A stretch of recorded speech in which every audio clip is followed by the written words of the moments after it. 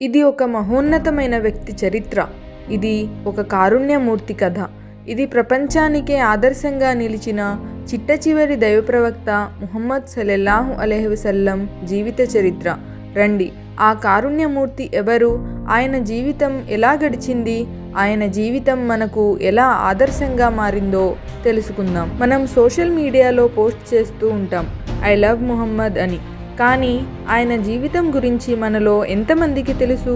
ఆయన బాల్యం ఎలా గడిచింది, ఆయన యవ్వనం ఎలా గడిచింది, ఆయన ప్రవక్త ఎలా అయ్యారు, ఆయన ప్రవక్తగా నియమించబడిన తర్వాత ఎలాంటి పరిస్థితులు ఎదురయ్యాయి, ఆయనకు ఎంతమంది భార్యలు, వారి పేర్లేమిటి, ఆయనకు ఎంతమంది సంతానం, ఆయన వ్యక్తిత్వం ఎలాంటిది, ఆయన మనందరికీ ఎలాంటి ఆచరణ చేసి చూపారు, ఇవన్నీ ఎంతమందికి తెలుసు? ఆ కారుణ్యమూర్తి గురించి ప్రతి వ్యక్తి తెలుసుకోవాలి.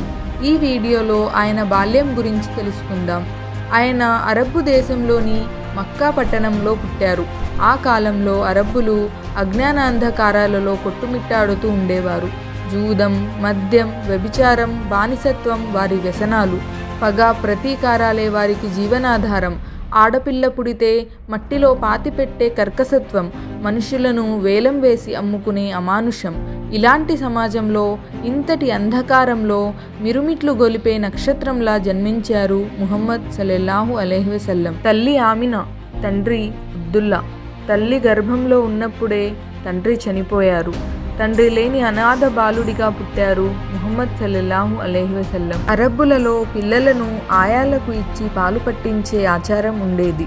ముహమ్మద్ సల్లల్లాహు అలైహి వసల్లంను కూడా పుట్టిన 8 రోజులకే దాయి హలీమాకు అప్పగించడం జరిగింది. 5 సంవత్సరాల తరువాత తల్లి ఆమినా వద్దకు వచ్చారు ముహమ్మద్ సల్లల్లాహు అలైహి వసల్లం. అల్లారు ముద్దుగా చూసుకునే తల్లి కూడా 6 సంవత్సరాలకు కన్ను మూశారు.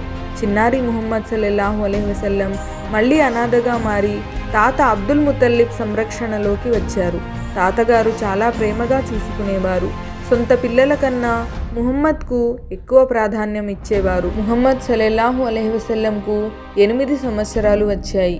విధి మళ్ళీ కన్నెర చేసింది. అబ్దుల్ ముతల్లిబ్ గారు కూడా కాలం చేశారు. ఇప్పుడు ముహమ్మద్ సల్లల్లాహు అలైహి వసల్లం బాధ్యత బాబాయి అయిన అబూ తాలిబ్ గారు తీసుకున్నారు. అబూ తాలిబ్ గారు ఎంతో ప్రేమాభిమానాలతో ముహమ్మద్ సల్లల్లాహు అలైహి వసల్లంను పెంచి పెద్ద చేశారు.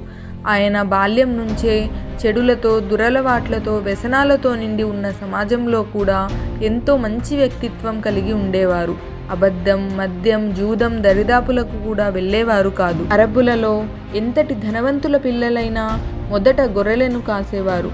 ముహమ్మద్ సల్లల్లాహు అలైహి వసల్లం వారు కూడా గొర్రెల కాపరిగా ఉండేవారు. అప్పుడప్పుడు బాబాయి అబూ తాలిబ్ వెంట వ్యాపారం కోసం సుదూర ప్రయాణాలు కూడా చేసేవారు. ఇలా ఆయన బాల్యం మొత్తం ఎన్నో దుఃఖాలతో, కష్టాలతో నిండి ఉండేది. ఆయన యవ్వనం గురించి నెక్స్ట్ వీడియోలో తెలుసుకుందాం. ఈ వీడియో మీకు నచ్చినట్లయితే తప్పకుండా ఛానల్ను సబ్స్క్రైబ్ చేయండి.